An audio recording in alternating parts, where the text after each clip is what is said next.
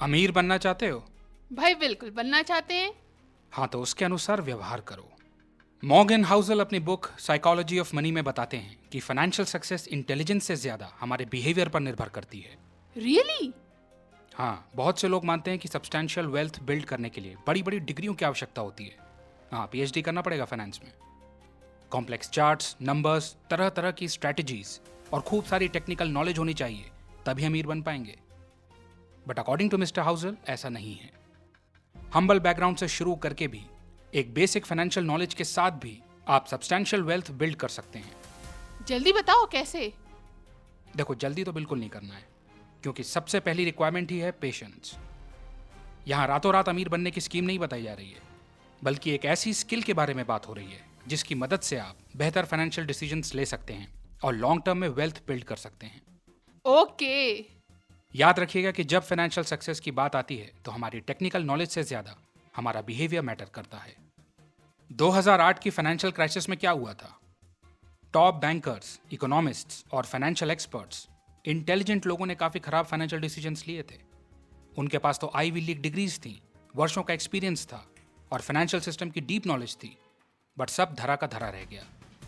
Grid, over confidence और reckless risk taking की वजह से फाइनेंशियल मेल्टडाउन हो गया। तो ये दर्शाता है कि सबसे स्मार्ट लोग भी बैड फाइनेंशियल डिसीजंस ले सकते हैं अगर वो अपने बिहेवियर को प्रॉपर्ली मैनेज ना करें। सत्य वचन।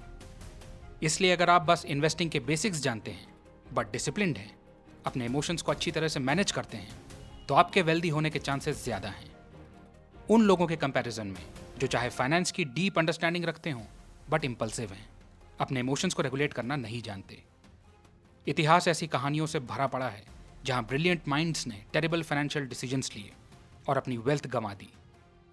वहीं ऐसे भी खूब सारे किस्से मौजूद हैं जहां सामान्य लोगों ने कंसिस्टेंटली सेव और इन्वेस्ट करके अपने आप को फाइनेंशियली स्ट्रांग बना लिया। ऐसा ही बनना है। तो सीखने की बात यह है कि अमीर बनने के लिए हमारी मनी हैबिट्स सही होनी चाहिए। इसलिए यह बुक अच्छी फाइनेंशियल हैबिट्स को टेक्निकल नॉलेज से ज्यादा महत्वपूर्ण बताती है।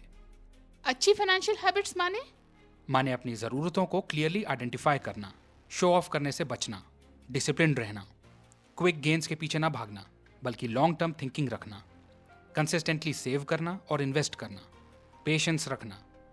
ये वो सिंपल बिहेवियर्स हैं जो आपकी फाइनेंशियल सक्सेस की चाबी हैं। ओके। इन सिंपल हैबिट्स को फॉलो करके कोई भी फाइनेंशियली सक्सेसफुल बन सकता है। वरना आए दिन हम ऐसे किस्से तो देखते ही रहते हैं कि लालच में पड़ के कुछ लोग क्विक मनी को चेस करने लगते हैं, जल्दी से अमीर बनना चाहते हैं। कोई भी ऐप डाउनलोड कर ली, किसी स्कीम के झांसे में आ गए, किसी को ब्लाइंडली फॉलो करके कहीं भी पैसा लगा दिया। हाँ, ये फाइनेंशियल डिजास्टर की रेसिपी है, इससे बचें। ठीक है। देखो, वेल्थ ओवरनाइट बिल्ड नहीं होती। लकी हो गए, जनरेशनल वेल्थ मिल गई, वो बात अलग है। हम खुद से वेल्थ बिल्ड करने की बात कर रहे हैं, वो ओवरनाइट बिल्ड नहीं होती, उसमें टाइम लगता है और लक को हम कंट्रोल नहीं कर सकते। यहां हम उन चीजों को डिस्कस कर रहे हैं जिन्हें हम कंट्रोल कर सकते हैं। ठीक है? कंट्रोल से याद आया, अगर आप कम समय में ज्यादा पैसे कमाने के लालच में पड़कर रिस्की बिहेवियर्स में लिप्त होंगे तो फिर तैयार रहिए, फाइनेंशियल फेलियर्स आपका इंतजार कर रहे होंगे। ये देखिए, ये खड्ड है फाइनेंशियल फेलियर, ये फिर आपके स्वागत के लिए तैयार है। इसमें नहीं गिरना है तो लालच और रेकलेस बिहेवियर से बचें, स्मार्ट फाइनेंशियल डिसीजंस लें। फिर से दोहराता हूं, जीनियस होने से ज्यादा डिसिप्लिन होना काम आता है। दोनों हो तब तो फिर सोने पे सुहागा।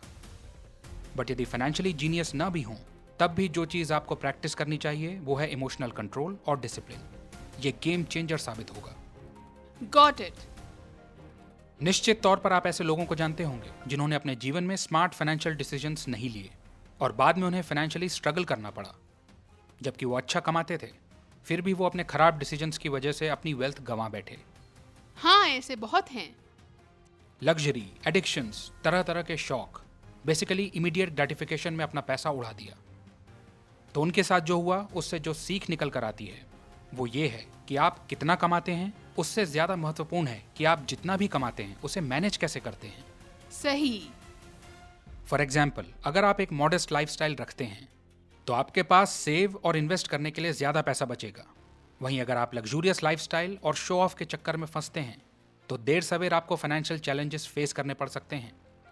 चॉइस आपकी है, अपने कमाए गए पैसे से अपना फ्यूचर सिक्योर करना है या फिर पैसे के जरिए किसी को प्रभावित करना है और अपने फ्यूचर को खतरे में डालना है। समझदारी तो इसी में है कि हम फाइनेंशियल सिक्योरिटी को चुनें। करेक्ट। हमारे पास एक फाइनेंशियल प्लान होना चाहिए, रोड मैप होना चाहिए। अपने गोल्स और वैल्यूज पर फोकस करें, दूसरों के साथ कंपैरिजन में स्पेंड मत करें।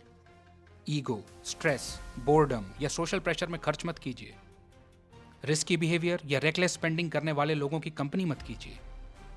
पैसे उन चीज़ों पर स्पेंड कीजिए जो आपकी लाइफ में लॉन्ग टर्म वैल्यू ऐड करती हों, ऐसी चीज़ों पर नहीं जो समय के साथ अपनी अपील खो देती हैं। मतलब स्पेंड करने से पहले रुकें और सोचें, माइंडफुल रहें। हाँ, जो लोग इस स्किल को मास्टर कर लेते हैं वो कई बार फाइनेंस बैकग्राउंड से न होते हुए भी एक्सटेंसिव एजुकेशन और एक्सपीरियंस रखने वाले लोगों को भी आउट परफॉर्म कर देते हैं। ओके, इसलिए इम्पल्सिव स्पेंडिंग से बचें। वहीं स्टॉक मार्केट में पैनिक सेलिंग जैसी चीज़ों से बचें। उतना ही इन्वेस्ट करें जो इमीडिएटली आपको ना चाहिए हो। अपने लिए गोल सेट करें और उसके हिसाब से आगे बढ़ें। कुल मिलाकर अपने इमोशंस को कंट्रोल करना है। एग्जैक्टली, क्योंकि तब आप बेहतर डिसीजंस लेंगे। कब, कहाँ और कितना खर्च करना है ये फैसले सही लेंगे। नीड्स और वांट्स का अंतर करना सीखेंगे। डेट ट्रैप से बचेंगे। फ्यूचर के लिए प्लान करेंगे और जल्दी सेव करना शुरू करेंगे। तो निष्कर्ष ये निकलता है कि फाइनेंशियल सक्सेस के लिए अपने माइंडसेट को इम्प्रूव करना बहुत जरूरी है। यस, इमोशंस को मास्टर करना जरूरी है। सही फाइनेंशियल हैबिट्स को डेवलप करना जरूरी है। साथ ही पैसों का एक रियलिस्टिक व्यू होना जरूरी है। मतलब देखो, पैसा एक बहुत ही महत्वपूर्ण टूल है जिसके माध्यम से हम अपना फ्यूचर सिक्योर कर सकते हैं। ये हमें कंफर्ट और प्लेजर्स दिला सकता है और शॉर्ट टर्म हैप्पीनेस दिला सकता है। बट जहां जॉय और फुलफिलमेंट की बात आती है वो तो राइट पर्पस से ही आएगा। तो इस अंडरस्टैंडिंग को डेवलप करने से हम जीवन में पैसों को उसकी सही जगह देना सीखते हैं और उसका सही इस्तेमाल करना सीखते हैं। ओके, इसलिए फाइनेंशियल सक्सेस के लिए नंबर्स और चार्ट से ज्यादा ह्यूमन बिहेवियर की समझ आवश्यक है। तभी तो किताब का नाम है साइकोलॉजी ऑफ मनी, क्योंकि यहां पर लेखक का जोर फाइनेंस की नॉलेज से ज्यादा बिहेवियर्स, हैबिट्स और इमोशंस के ऊपर है। समझ गए।